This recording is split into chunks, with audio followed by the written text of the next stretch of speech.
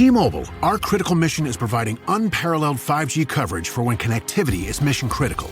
Introducing T-Priority, America's best 5G network experience for first responders, even in times of congestion. More capacity, faster speeds, better coverage. T-Priority from T-Mobile, built for tomorrow's emergencies, ready today. Discover more at t-priority.com. For qualifying organizations on eligible rate plans, coverage not available in some areas and may be impacted by emergencies. This episode is brought to you by Peacock. The new Peacock original documentary, Matthew Perry, A Hollywood Tragedy, dives deep into the beloved actor's rise to fame and his tragic death. 5 people, including Perry's personal assistant, 2 medical doctors, and an alleged Hollywood drug dealer known as the Ketamine Queen, were charged with conspiracy to illegally provide Perry with the ketamine. Explore the details of the case in this heartbreaking special, streaming now only on Peacock. Qual é o limite para a crueldade de um governante?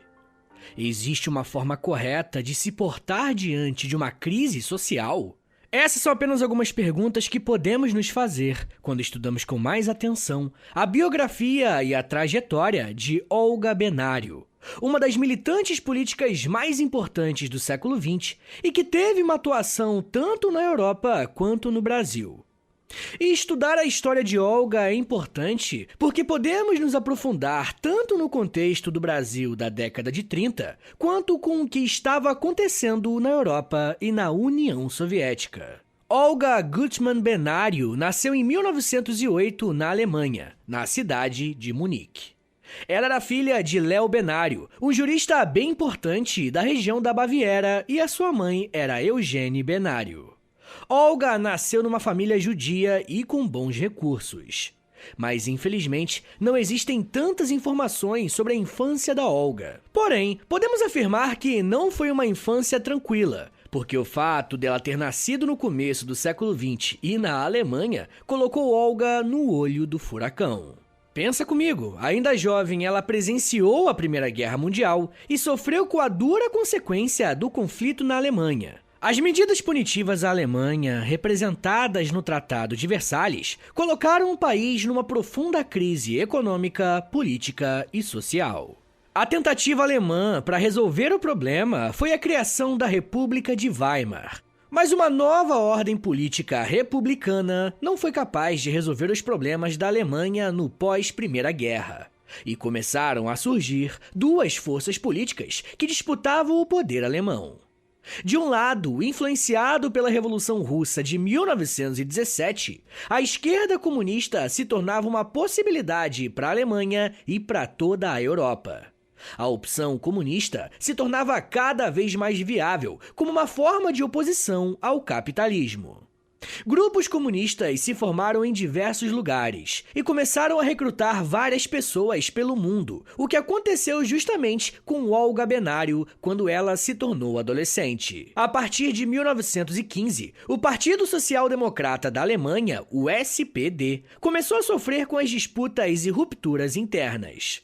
Em 1917, foi formado o Partido Social Democrata Independente Alemão, o USPD, que buscava melhorar as condições de vida do operário e fortalecer a sua participação política. E dentro do partido havia a Liga Spartacus, que fazia referência a um soldado rebelde lendário que lutou contra o Império Romano. Inclusive tem um episódio exclusivo para os apoiadores sobre Spartacus. Quem for apoiador é só entrar lá que você vai achar. Bem, a Liga era liderada pelos intelectuais marxistas Karl Liebknecht e Rosa Luxemburgo. Não demorou para que esse grupo também se separasse do USPD e formasse um novo partido. Formado em 1918, o partido recebeu o nome de Partido Comunista Alemão, o KPD. A essa altura, Olga Benário tinha apenas 10 anos de idade, mas podemos considerar que ela sentiu o impacto das ações do KPD, uma vez que eles promoveram diversos atos políticos, e entre eles, a convocação de greve geral. Os pais de Olga eram bastante politizados, e até por isso ela acabava se inteirando com o que estava acontecendo na Alemanha.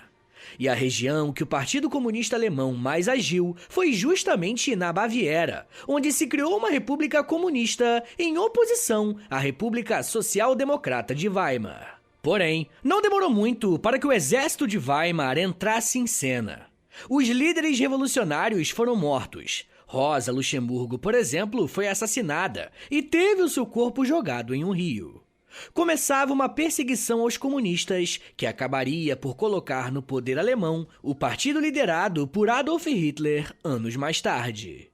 Conhecer todo esse contexto é importante para saber qual foi o cenário em que Olga Benário cresceu. Em situações de crise, a população costuma encontrar meios para lidar com suas questões, e apesar da situação bastante favorável para a ação comunista, aos 15 anos de idade, Olga Benário começou a participar de grupos políticos clandestinos. Em 1923, Olga entrou para o grupo de jovens comunistas chamado Schwabling.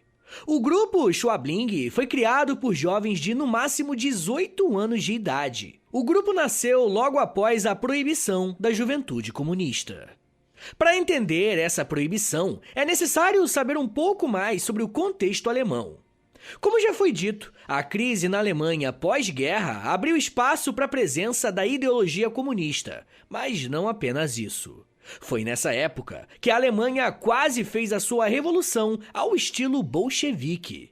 Assim como os revolucionários bolcheviques haviam colocado fim ao poderoso Império Russo, os alemães viram seu império ruir com o fim da Primeira Guerra Mundial.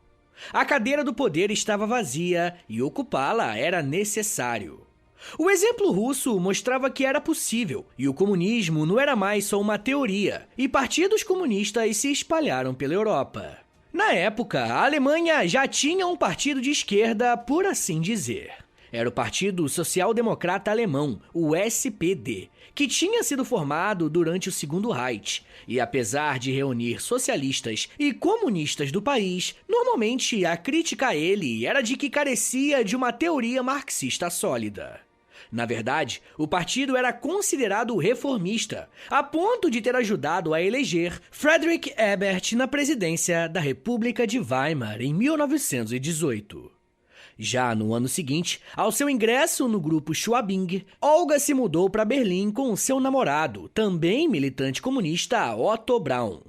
Em Berlim, Olga atuou na Secretaria de Agitação e Propaganda da Base Operária. O foco de ação da jovem Olga Benário era o combate à crescente milícia de extrema-direita que surgia na Alemanha, em especial os grupos nazistas. As extremas-direitas que surgiram na Europa tinham um objetivo bastante claro: impedir o avanço comunista. Nós sabemos com muita clareza que os alemães nazistas buscavam eliminar uma etnia, um povo, o povo judeu. Mas acabamos esquecendo que, junto aos judeus, os comunistas eram o alvo preferido dos nazistas. Muitos historiadores já falaram sobre como que os regimes fascistas da Europa, em todas as suas vertentes, eram formas violentas de suprimir o comunismo, que se tornou mais que um fantasma, assombrando a Europa depois da Revolução Bolchevique na Rússia. No caso da Olga Benário, mulher, judia e comunista, a Alemanha logo se tornaria um lugar muito perigoso. A violência das milícias nazistas estava cada vez maior, e aos poucos eles iam conquistando o espaço público e o poder político na Alemanha. A Olga precisou encontrar um novo lugar para continuar a sua militância. E nessa época havia um lugar óbvio para qualquer comunista do mundo. Em 1928, Olga Benário fugiu do seu país natal e desembarcou na União Soviética. Ainda em Berlim, um pouco antes de Olga fugir para Moscou, ela teve a sua primeira prisão. Em 1926, ela foi abordada pela polícia alemã e foi levada para o Departamento de Investigação. Olga logo percebeu que não era ela o alvo principal, mas sim o seu namorado, o Otto Braun, acusado de alta traição à pátria. Após semanas retida e incomunicável, Olga foi solta e, ao voltar para casa, encontrou tudo revirado. Todos os seus materiais e também de Otto tinham sido confiscados. Otto foi levado a julgamento, mas antes disso, o Partido Comunista, liderado por uma ação de Olga, organizou um assalto armado para tirar o Otto da prisão. A ação surtiu muito efeito e Olga conseguiu libertar o seu namorado das mãos dos seus perseguidores. 2 semanas depois, o casal já estava em Moscou. Moscou acabou sendo não apenas o lugar de abrigo para Olga, mas também o lugar de treinamento e de aprofundamento das teorias socialistas. Com o objetivo de estabelecer guerrilhas comunistas em outros países, Olga passou a treinar segundo as determinações do Partido Comunista e aprendeu a cavalgar, manejar armas de pequeno e grande porte e foi incorporada ao Exército Vermelho. Em 1931, Olga recebeu a sua primeira missão internacional junto à Comissão Executiva da Juventude de Paris. Foi nessa época também que Olga conheceu o brasileiro Luiz Carlos Prestes, que mudaria o rumo de sua vida. Luiz Carlos Prestes foi um político militar e líder revolucionário muito importante na história do Brasil, principalmente durante os anos do governo Vargas. Mas a sua atividade política começou antes de Getúlio chegar ao poder. Ele liderou a Coluna Prestes, um movimento que surgiu da insatisfação com o governo brasileiro de alguns quadros militares. Inclusive, tem um episódio aqui no feed do História em Meia Hora sobre justamente a Coluna Prestes. Depois que se acabar esse aqui, eu recomendo que você ouça. Mas enfim, gente, os tenentistas, como ficaram conhecidos, defendiam a destituição do presidente brasileiro Arthur Bernardes e exigiam também mudanças sociais, políticas e econômicas. Eles chegaram a ocupar a cidade de São Paulo em 1924, num movimento que ficou conhecido como a Revolta Paulista de 1924. Porém, eles não aguentaram a pressão das forças governamentais e abandonaram a cidade, indo se instalar em Foz do Iguaçu. Foi nesse momento que os tenentistas paulistas se juntaram com os tenentistas rebelados do Rio Grande do Sul, que tinham a liderança de Luiz Carlos Prestes. Essa junção deu início à Coluna Prestes, uma marcha pelo interior do país defendendo os seus interesses revolucionários. Segundo a historiadora Lilia Schwartz e a historiadora Heloísa Starling, a Coluna Prestes exigiu voto secreto, a reforma do ensino público, a obrigatoriedade do ensino primário e uma moralização da política. Eles denunciavam também as miseráveis condições de vida e a exploração dos setores mais pobres. A Coluna Prestes teve início em 1925 e chegou ao seu fim em 1927, sem ter conseguido seu objetivo de mobilização popular e tomada do poder. Com o fim da Coluna Prestes, os envolvidos tiveram que se exilar na Bolívia.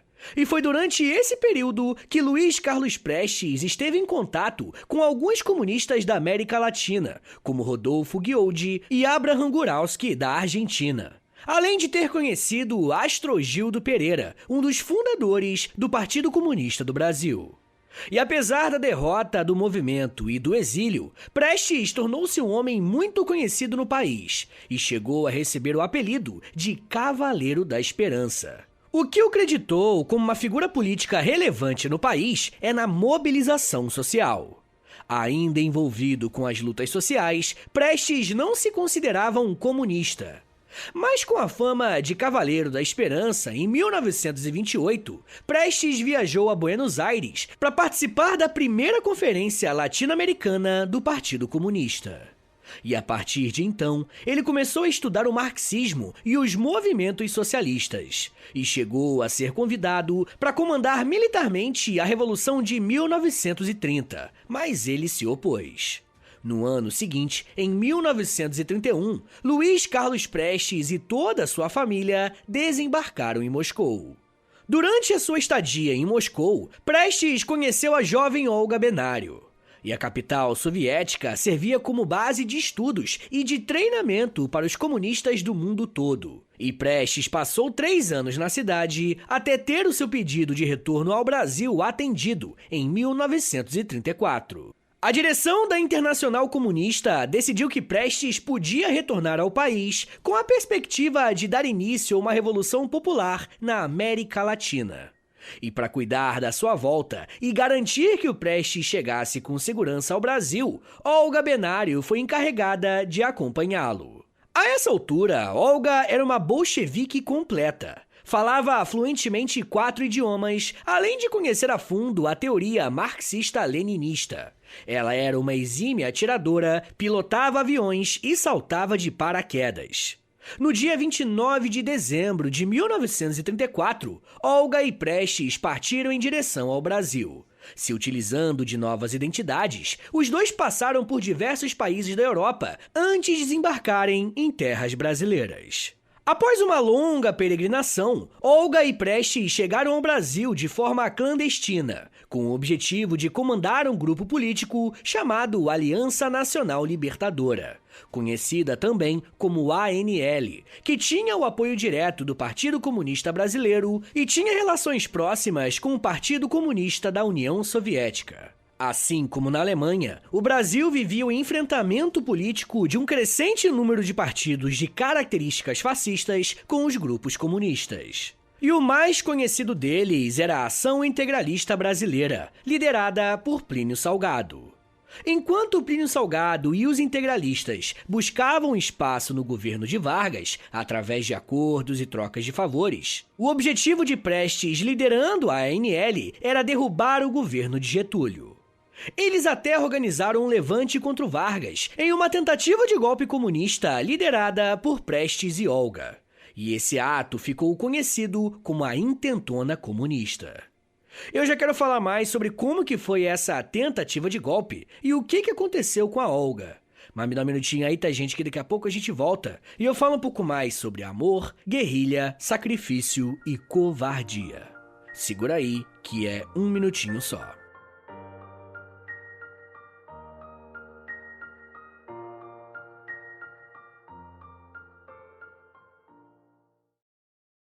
This podcast is supported by Progressive, a leader in RV insurance. RVs are for sharing adventures with family, friends, and even your pets. So if you bring your cats and dogs along for the ride, you'll want Progressive RV insurance. They protect your cats and dogs like family by offering up to $1,000 in optional coverage for vet bills in case of an RV accident, making it a great companion for the responsible pet owner who loves to travel. See Progressive's other benefits and more when you quote RV insurance at Progressive.com today. Progressive Casualty Insurance Company and Affiliates. Pet injuries and additional coverage and subject to policy terms.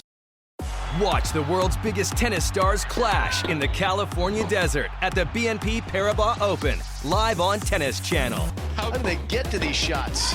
Tune in daily for exclusive first ball to last coverage from Indian Wells and witness all of the jaw-dropping action as the game's top men and women square off at one of the greatest events in sports. It's tennis magic you need to see to believe. The BNP Paribas Open, live on Tennis Channel and streaming on the Tennis Channel app. Eu sempre sonhei em poder viver de criação e de educação. E graças ao apoio de vocês lá no Apoia-se, isso se tornou realidade. Entre em apoia.se/História em Meia Hora, que com 10, 20 ou 30 reais por mês, você não só contribui para esse trabalho continuar acontecendo, como também recebe recompensas exclusivas para os apoiadores. Com 10, você tem acesso a um podcast semanal exclusivo. Eu me aprofundo em um tema de um dos episódios da semana e envio diretamente para o seu e-mail através do Apoia-se. Já tem mais de 70 episódios por lá e você vai receber acesso a todos eles. Além do podcast exclusivo, com 20 reais, você também recebe acesso ao nosso Clube do Livro. Todo mês nós lemos um livro sobre história e conversamos no grupo do Telegram. E depois de 30 dias, fazemos uma call no Zoom para compartilharmos as nossas impressões.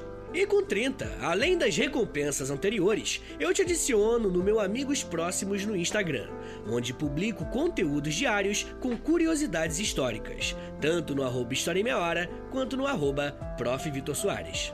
E se você tiver alguma dúvida sobre o apoio, é só entrar em contato comigo pelo e-mail historiaemmeiahora@gmail.com. apoia.se/História em Meia Hora. É apoia.se/História em Meia Hora. Valeu, gente!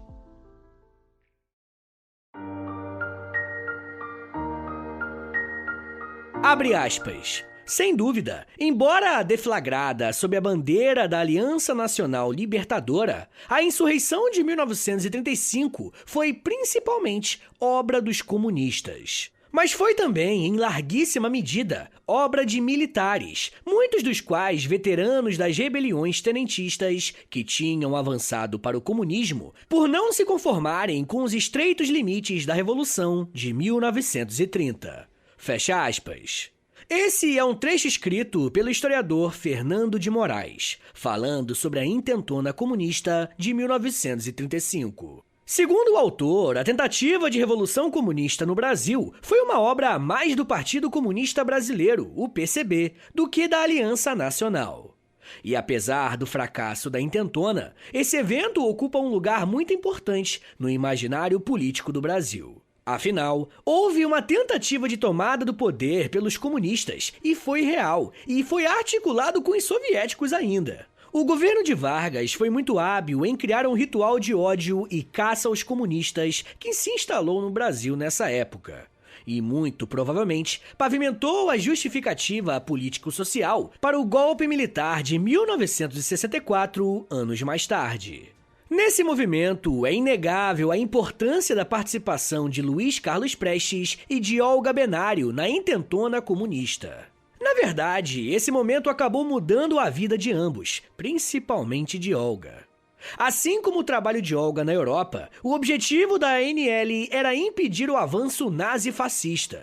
Os integrantes da ANL eram compostos por militares, comunistas e líderes operários insatisfeitos com os rumos do governo Vargas desde 1930. Não demorou muito para a ANL se espalhar pelo Brasil, criando sedes em várias regiões do país. Logo, Vargas tratou de colocar o partido na ilegalidade. Afinal, não se tratava exatamente de um governo democrático na época. A partir de agosto de 1935, começou a organização do Levante Armado que queria tirar Vargas do poder, e em seguida instalaria um governo comunista sob a liderança de Prestes. A ANL esperava conseguir apoio popular, principalmente por causa do quadro de operários do partido. O plano era fazer uma ação revolucionária coordenada entre militares fiéis ao comunismo e deveria estourar em vários pontos estratégicos do país, ao mesmo tempo. A data prevista era 27 de novembro de 1935. Só que houve uma precipitação. Devido ao recebimento de um telegrama falso que dizia que o levante devia ser antecipado para um dia antes do combinado, os militares de Natal, no Rio Grande do Norte, começaram a revolta. A revolta durou apenas 5 dias, quando as tropas federais retomaram a capital e reempossaram o governador, além de prender centenas de revoltosos. Quando os militares do Rio de Janeiro souberam da notícia da precipitação, eles decidiram não deixar os seus companheiros sozinhos e convocaram uma greve geral em apoio à revolta. No entanto, devido ao desencontro de informações e à urgência em agir, não houve adesão na greve. Prestes defendeu a ideia de agir. Segundo ele, mesmo que perdessem a batalha, o faria lutando. A repressão havia começado contra os manifestantes, e Olga, poucos dias depois, assistiu à prisão de 2 militantes. Ela preveniu Prestes do perigo que ambos estavam correndo, e eles tiveram que partir de sua casa, deixando documentos importantes para trás, em um cofre com explosivos de segurança. Eles fugiram para a casa de um homem chamado Victor Barron e de lá entraram em contato com o Partido Comunista para encontrar um novo esconderijo e lá ficaram escondidos por 15 dias. Não houve nenhuma notícia sobre a prisão dos militantes, o que evidenciava que eles estavam sob tortura do governo para delatar informações sobre os líderes da intentona. Como aponta Fernando Moraes, autor de uma biografia de Olga, nessa época, a polícia teve acesso a diversos documentos e depoimentos que levavam até Olga e Prestes. Diversos militantes foram presos e muitos deram informações sobre Olga e Prestes, inclusive de que eles formavam um casal, o que era uma informação desconhecida do governo. E essa informação foi o suficiente para o governo Vargas acionar a política de serviços de inteligência da Alemanha, a Gestapo. Começava, então, uma caçada de Vargas a Prestes e Olga. Mesmo vivendo na clandestinidade, eles não estavam nada seguros. As ordens de Vargas era que vasculhassem toda a cidade atrás deles e que eles fossem encontrados e mortos. No dia 5 de março de 1936, o casal foi preso. Prestes ainda tentou fugir, mas a casa estava completamente cercada. Segundo o Aaron Reis, Olga foi a responsável por salvar a vida de Prestes nesse momento. Quando a casa estava cercada, Prestes tentou enfrentar os policiais, mas Olga tomou a sua frente quando um dos policiais estava pronto para matá-lo. Os dois foram presos e encaminhados para a Polícia Central, onde se viram pela última vez. Cada um foi levado para a sala de depoimentos separadamente. O temor de Olga era ser deportada de volta para a Alemanha, mesmo sabendo que o governo não tinha conhecimento de sua verdadeira identidade. Mas o que Olga não sabia era que o governo estava em contato com a Gestapo, o que facilitou descobrir mais informações sobre quem ela era. Olga ficou presa num presídio da rua Frei Caneca. A sua prisão coincidiu com a prisão do romancista Graciliano Ramos, que publicou, anos mais tarde, o livro Memórias do Cárcere, quando relatou brevemente a presença de Olga Benário, que ele descreveu como uma mulher branca e serena. Apesar da prisão, a polícia brasileira não tinha provas suficientes para condenar Olga e teria que libertá-la, o que não passava pela cabeça do governo fazer.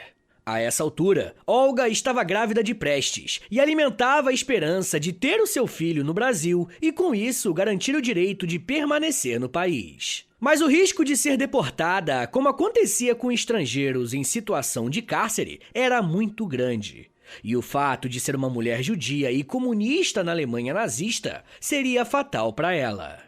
O autoritarismo de Vargas e a sua simpatia pelos governos nazifascistas da Europa da década de 30 foram suficientes para ele decidir pela deportação de Olga. Olga não tinha um advogado para fazer a sua defesa, e a única coisa que pôde fazer foi enviar uma carta a Prestes, quando ela contou sobre a gravidez que descobriu na prisão.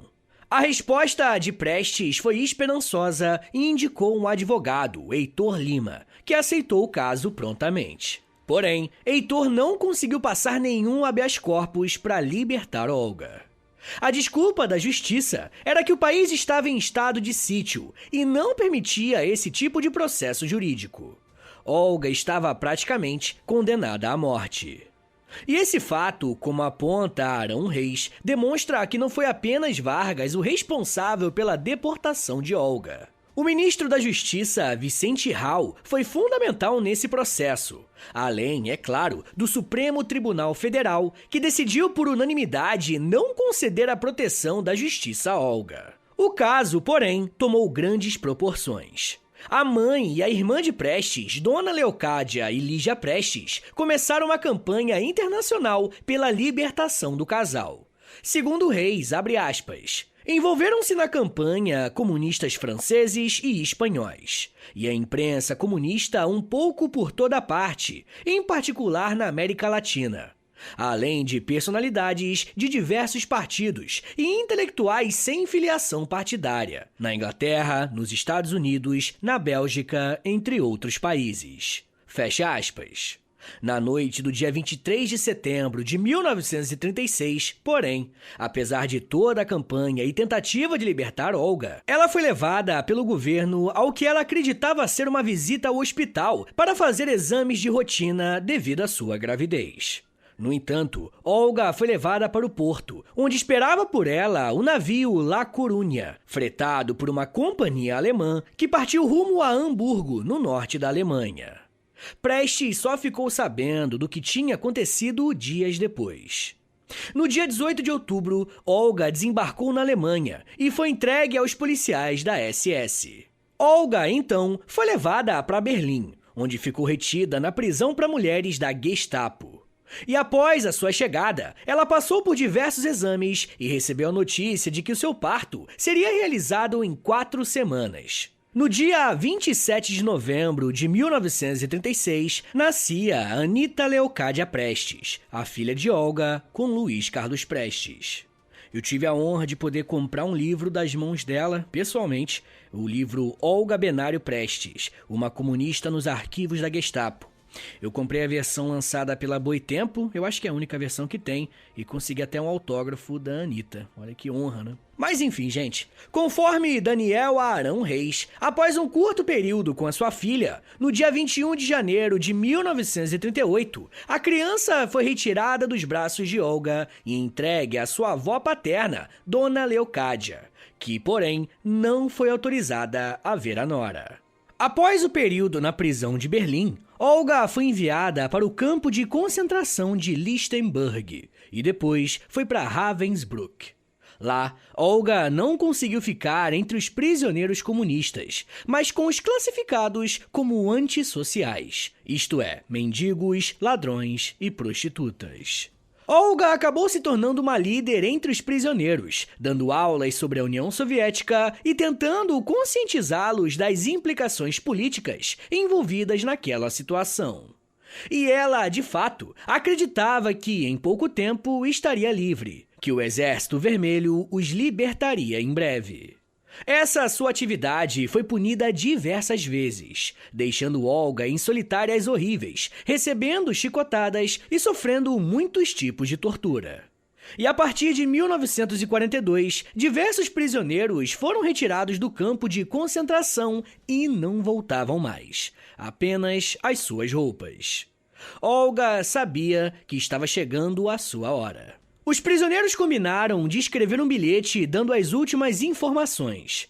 Um desses bilhetes informou o destino deles, Berneburg. E lá havia um hospital psiquiátrico que tinha sido transformado em um centro de extermínio coletivo, com câmaras de gás venenoso. Em fevereiro do mesmo ano, pouco tempo antes de completar 34 anos de idade, Olga foi chamada para ir embora. E nos poucos minutos que lhe restavam, ela escreveu um bilhete que dizia, abre aspas, lutei pelo justo, pelo bom e pelo melhor do mundo. Até o último momento, manter-me-ei firme e com vontade de viver. Beijos pela última vez. Fecha aspas. Olga passou 4 anos nos campos de concentração da Alemanha nazista e depois foi exterminada na Câmara de Gás em 1942. A morte de Olga só foi reconhecida por sua família em 1945, após o fim da Segunda Guerra. Os arquivos da Gestapo, que foram confiscados pelos russos em 1945, anos mais tarde se tornaram públicos. A maior documentação sobre uma única pessoa é exatamente sobre Olga Benário.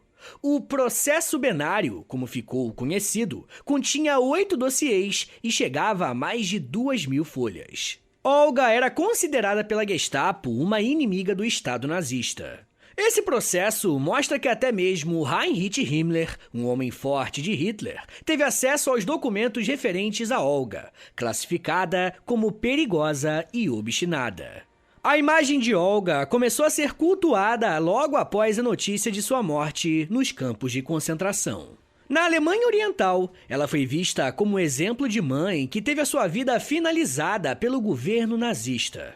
Seu nome estampou selos e moedas na Alemanha Oriental, além de nomear várias escolas, creches, ruas e praças. Nos anos 80, a vida de Olga recebeu uma exposição em Berlim, e em 2008, o ano do centenário do nascimento de Olga, Anita Prestes, a sua filha, inaugurou um memorial em homenagem às vítimas do Holocausto no endereço da última casa de sua mãe, em Berlim. Diversos romances e biografias também foram publicados, tanto na Alemanha quanto aqui no Brasil. Documentários e até mesmo uma novela foi produzida contando a sua história. E em 2004, no Brasil, foi lançado um filme biográfico intitulado Olga, que trouxe de volta a história da militante, mostrando o quanto é necessário ter uma indústria cinematográfica que lembre essas grandes biografias. Mas isso já é um papo para uma outra meia hora.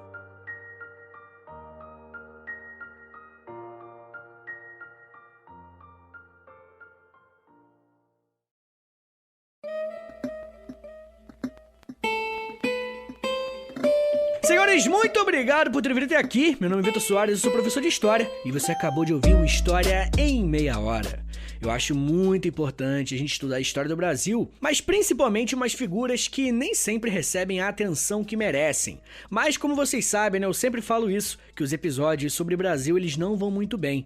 Então, né, nos plays, né, os números. Então, se você quiser mais episódios como esse, compartilha esse episódio aqui com a rapaziada, posta no Instagram, e aí você me marca no @História em Meia Hora, ou você também pode postar lá no Twitter, e aí você me marca no @H30podcast. Se você gosta do História em Meia Hora, se você quer ver esse podcast por muito tempo de pé ainda, dá uma passada lá no nosso Apoia-se, beleza? É apoia.se/História em Meia Hora, que tem mais de 100 episódios exclusivos, tem Clube do Livro, tem conteúdo diário lá no Instagram, depende do nível do seu apoio, né? Que você recebe o conteúdo, né, o conteúdo exclusivo de acordo com o nível. Mas lembrando, tá? Só se você quiser e puder me dar essa ajuda. Muita gente pediu pra fazer um Pix, então anota aí o meu Pix, qualquer valor é mais do que bem-vindo, né? Às vezes você não quer, sei lá, né, criar compromisso, só quer dar uma ajudinha e pronto. Anota aí o meu Pix e o meu contato, é historiaemmeiahora@gmail.com. Rapaziada, o História em Meia Hora tem a parceria com a Loja, é LOLJA, Loja. Entra no site deles, loja.com.br, digita História em Meia Hora, que você vai ser transportado pra nossa lojinha. E lá tem camiseta, tem blusão, tem moletom, tem muita coisa. Entra lá, porque além de você ficar bonitão, bonitona, com estampas de história e tudo original do História em Meia Hora, você também ajuda o meu trabalho comprando um produto por lá. Rapaziada, eu quero te pedir uma outra coisa agora, mas isso aqui não custa nada, custa 1 minuto da sua vida. É o seguinte, vai no meu perfil do História em Meia Hora, aí no Spotify, aí depois você clica em 5 estrelinhas, depois você clica em seguir, e por último clica no sininho, porque o sininho vai enviar uma notificação pro seu celular avisando quando tem episódio novo, beleza? Pessoal, também quero convidá-los a conhecerem os outros podcasts em meia hora. O História em Meia Hora ele é o primeiro que nasceu do projeto Educação em Meia Hora, que é o projeto que eu tenho o prazer, a honra aí de estar liderando com a rapaziada. O História em Meia Hora foi o primeiro, depois nasceu Astronomia em Meia Hora, ouve lá, com a Camila Esperança. Depois veio Geografia em Meia Hora, com o Vitor Augusto, Vitim. Depois veio Biologia em Meia Hora, com a Mila Massuda e o Emílio Garcia, o casal mais querido da internet, lá do Blablalogia. E agora, mais recentemente, saiu o Inglês em Meia Hora, gente, com o professor Luciano Cunha, tirando as dúvidas da rapaziada sobre inglês. Então fica o convite, Astronomia em Meia Hora, Geografia em Meia Hora, Biologia em Meia Hora e Inglês em Meia Hora, tudo aí no Spotify, é só digitar o nome, tá bom? Então é isso, gente, me siga nas redes sociais, é @ProfVitorSoares no Twitter, no Instagram e no TikTok. Eu tô quase todo dia lá no TikTok, fazendo um videozinho de 1 minutinho só, mas tô lá fazendo, beleza? É isso, gente, muito obrigado, um beijo, até semana que vem! E valeu!